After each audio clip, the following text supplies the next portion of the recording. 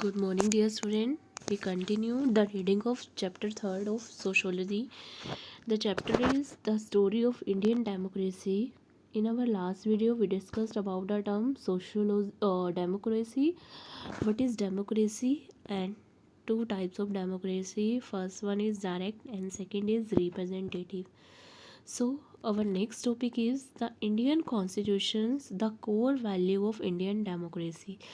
जो हमारा कॉन्स्टिट्यूशन है वो मेन वैल्यू शो करता है हमारी डेमोक्रेसी की. कॉन्स्टिट्यूशन ही एक्सप्लेन करता है कि एज ए डेमोक्रेटिक कंट्री हमारी क्या राइट्स हैं, क्या ड्यूटीज़ हैं, ये सब चीज़ें हमारा कॉन्स्टिट्यूशन हमें एक्सप्लेन करता है. Many structure and cultural change British colonialism brought about the deliberately. हमारी कंट्री में अलग अलग तरह के चेंजेस आए हैं स्ट्रक्चर के वे से, कल्चर के वे से, ब्रिटिश कॉलोनियलिज्म के कारण. हमने हमारे फर्स्ट चैप्टर और सेकंड चैप्टर में अच्छे से पढ़ लिया स्ट्रक्चर चेंज किस किस तरह से हुआ है हमारी कंट्री में, और कल्चरल चेंज किस किस तरह से हुआ है, किसके कारण हुआ है, ब्रिटिश कॉलोनियलिज्म के इम्पैक्ट के कारण.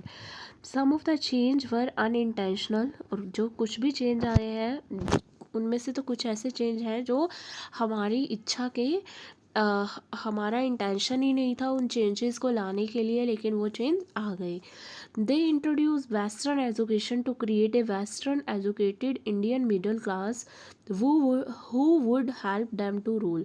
क्या हुआ, उन्होंने वेस्टर्न एजुकेशन देनी स्टार्ट कर दी थी. किसको? इंडियंस को.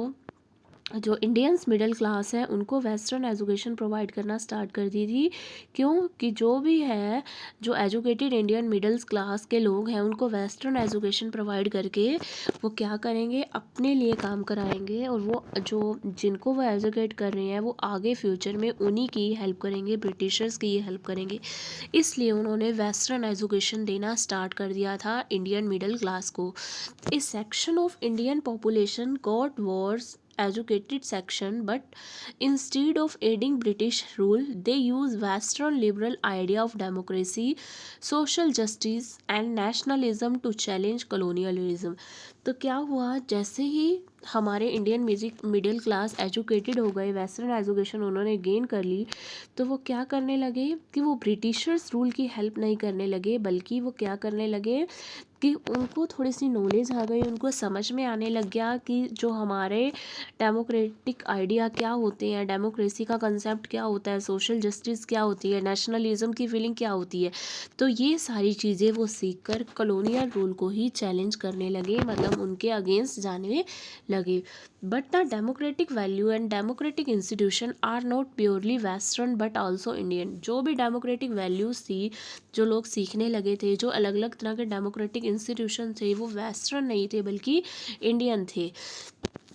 Our ancient epics or our diverse folk tale from one corner of the country to another are full of dialogue, discussion and contrasting positions. क्या है, हमारे जो एंशियंट एपिक्स हैं, बड़े बड़ी बुक्स हैं, और जो छोटी छोटी कहानियाँ हैं, चाहे कंट्री के किसी भी पार्ट से बिलोंग कर रही है, उसमें हर तरह के डायलॉग, डिस्कशंस शो कर रखे हैं. Example from the epic Mahabharata, like कि यहाँ बता रखा है महाभारत का एग्जाम्पल. जो महाभारत है उसमें भी अलग अलग तरह के डायलॉग, डिस्कशंस वगैरह ये बता रखा है कि जो डेमोक्रेटिक आइडिया है लोगों में कैसे डेवलप हुआ. पहले तो ये बता रखा है जैसे ही वो हमारी मिडिल क्लास थोड़ी सी एजुकेटेड हुई तो उनमें डेमोक्रेटिक का कंसेप्ट अराइज हो गया, उनमें फीलिंग अराइज हो गई कि कैसे हमने आज़ाद होकर रहना है, कैसे हमने ब्रिटिशर से अलग होना है. इसके साथ साथ ये भी बता रखे हैं जो डेमोक्रेटिक वैल्यू है, जो लोगों के माइंड, जो लोग अवेयर हुए हैं वो टोटली वेस्टर्न से नहीं हुए बल्कि इंडियंस की जो ट्रेडिशन है उसमें भी बता रखा है कि हमें कैसे फ्रीडम मिलनी चाहिए, कैसे हमें फ्रीली राइट होने चाहिए अपनी बात को रखने का, ये सब चीज़ें. तो डेमोक्रेटिक का आइडिया सिंपल हमें वेस्टर्न से नहीं मिला, लेकिन जो हमारे पुराने एपिक्स है, जो छोटी छोटी हमारी बुक्स हैं, कहानियों की बुक्स हैं, उनसे भी हमें पता चल रहा है कि हम उस टाइम भी हमें डेमोक्रेटिक का आइडिया था. ठीक है, यहाँ पर महाभारत का एग्जाम्पल दे रखा है. यहाँ महाभारत में दो ऋषि के बीच में बात हो रही है. एक भृगु है, एक भारद्वाज है. जो भृगु है वो भारद्वाज को बोलते हैं कि हमारी जो सोसाइटी है उसमें कास्ट डिवीज़न है, जो कास्ट को हमने डिवाइड कर रखा है, कास्ट अलग अलग भागों में हमने कास्ट को डिवाइड कर रखा है, वो किस बेस पर है? लोगों के फिजिकल एट्रीब्यूट्स पर, उनके रंग रूप को देखकर हमने कास्ट को डिवाइड कर रखा है, स्किन कलर को देख के। लेकिन भारद्वाज रिस्पोंड करते हैं कि हम स्किन कलर के बेस पे कास्ट को डिवाइड नहीं कर रखा। और आप देखोगे कि अगर एक ही कास्ट के लोग हैं, जैसे क्षत्रिय है, ब्राह्मण है, उनमें भी स्किन कलर अलग अलग पाया जाएगा, कोई काला है, कोई गोरा है। तो मेरे अकॉर्डिंग स्किन के बेस पे कास्ट को डिवाइड करना सही नहीं है। और बहुत सारी चीज़ें होती हैं जो डिफ़ाइन करती है उनके स्किन कलर को, लाइक जो उनका डिज़ायर है, एंगर है, फियर है, सोरो है, ये हर किसी पर्सन का अलग अलग होता है जो उसकी कलर को शो करता है। तो इस कन्वर्सेशन से ये पता चल रहा है कि उस टाइम भी, महाभारत के टाइम भी, लोगों को अपनी बात रखने का फुली राइट था। ठीक है, तो ये एपिक ऑफ महाभारत से पता चल रहा है कि उस टाइम भी ये राइट था कि लोग जो है फुली अपनी बात को, फ्रीडम टू स्पीक का उनको राइट था। नेक्स्ट है विज़न ऑफ डेमोक्रेसी। जो हमने डेमोक्रेसी का विज़न देखा कि डेमोक्रेटिक कंट्री होनी चाहिए, कैसे होनी चाहिए, कौन लाया ये इंडिया में डेमोक्रेसी का vision. Social change in modern India is not just about India और वेस्टर्न आइडिया। जो सोशल चेंज हुआ है वो केवल इंडियन और वेस्टर्न आइडिया से नहीं हुआ, it is a combination as well as reinterpretation of a western and Indian idea. ये अकेला इंडियन आइडिया भी नहीं है और वेस्टर्न आइडिया भी नहीं है, बल्कि कम्बिनेशन है दोनों का, वेस्टर्न और इंडियन का। एंड उसमें थोड़ा सा री इंटरप्रिटेशंस भी, उनमें थोड़ा सा चेंजेस भी हैं। As in the case of social reformer who use both modern idea of equality and the traditional idea of justice.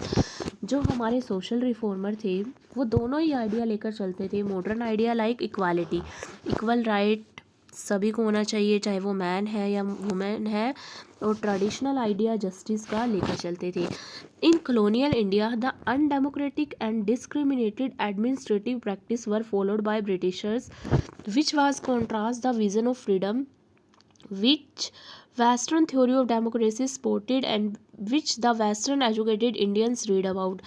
ये बता रखा है जैसे ही कलोनियल पीरियड आया हमारे इंडिया में तो उन्होंने डिस्क्रिमिनेटेड एडमिनिस्ट्रेटिव पॉलिसी अडोप्ट की और अनडेमोक्रेटिक मेज़र अडोप्ट किए। जिस अनडेमोक्रेटिक मेज़र मतलब सभी को इक्वल राइट नहीं दिया जाता था, ये सब चीज़ें नहीं दी जाती थी, सभी को इक्वालिटी का इक्वल नहीं कंसीडर किया जाता था। और ऐसे ही जो हमने अभी लास्ट टॉपिक में पढ़ा है कि वेस्टर्न एजुकेटेड, उन्होंने middle class, Indian middle class को एजुकेशन देना स्टार्ट कर दिया था और वो मिडिल क्लास की एजुकेशन उनके अगेंस्ट हो गई थी।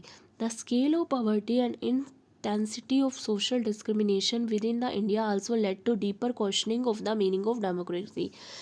क्या हुआ, डेमोक्रेसी जो हमारे हम इंडियंस पर जो ब्रिटिशर्स ने इनह्यूमन ट्रीटमेंट किया, गलत तरीके से बर्ताव किया, तो हमारे मन में फ्रीडम की फीलिंग अराइज तो हो गई थी, लेकिन उसके सामने प्रॉब्लम क्या आ रही थी कि हमारी कंट्री में डिस्क्रिमिनेशन बहुत ज़्यादा है, भेदभाव बहुत ज़्यादा है, रंग के बेस पे, रूप के बेस पे, क्लास के बेस पे, कास्ट के बेस पे, रिलीजन के बेस पे, और इसके साथ साथ हमारी कंट्री में जो पॉवर्टी है वो भी ज़्यादा है। तो ये चीज़ें, ये प्रॉब्लम हमारी डेमोक्रेसी में क्वेश्चंस क्रिएट कर रही थी। इस democracy just about political freedom, अभी डेमोक्रेसी का कंसेप्ट आया नहीं था, लेकिन अभी भी लोगों के माइंड में क्वेश्चन था कि डेमोक्रेसी का मतलब पॉलिटिकल फ्रीडम है या डेमोक्रेसी का मतलब इकोनॉमिक फ्रीडम है या सोशल जस्टिस है, क्या ये इक्वल राइट देगा सभी को, बिना कास्ट देखे, बिना रेस देखे, बिना जेंडर देखे, and if that is so can such equality be realised in an unequal society. अगर ऐसा होगा तो ये इक्वालिटी सच में ही होगी इस अनइक्वल सोसाइटी में।